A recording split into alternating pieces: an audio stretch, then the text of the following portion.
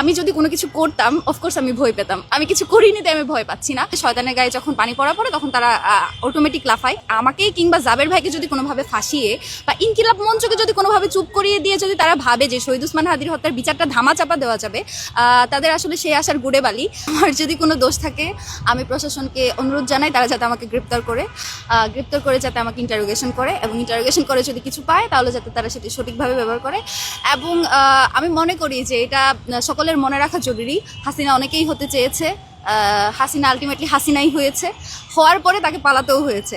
এটা যাতে মাথায় রেখেই তারা করবে, কারণ যদি মনে করেন যে এরকম হয় যে তারা আমাকে একিউজ করছে বা তারা আমাকে কোনোভাবে ফাঁসাতে চাইছে, আলটিমেটলি সত্য তো কখনো গোপন থাকে না, সত্য তো একদিন না একদিন সামনে আসবে। হয়তো আমাকে গ্রেপ্তার করবে, হয়তো আমাকে রিমান্ডে নিবে, যেভাবে তারা সোশ্যাল মিডিয়ায় আওয়াজ তুলছে।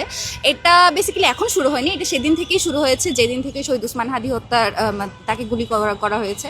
তো তাদের আসলে ভয়ের জায়গা যেটা, যদি শহীদ ওসমান হাদির বিচার হয় সেই বিচারটা হলে আসলে অনেকেই ফেসে যাবে। আমি আসলে সার্কাস্টিক ওয়েতে যেহেতু আমি সবসময় কথা বলি বা পোস্ট করি, সেভাবে বলে শয়তানের গায়ে যখন পানি পড়া পড়ে তখন তারা অটোমেটিক লাফায়, ব্যাপারটাও এরকম। RICL TMX, যুগের পর যুগ স্থাপনা থাকে মজবুত।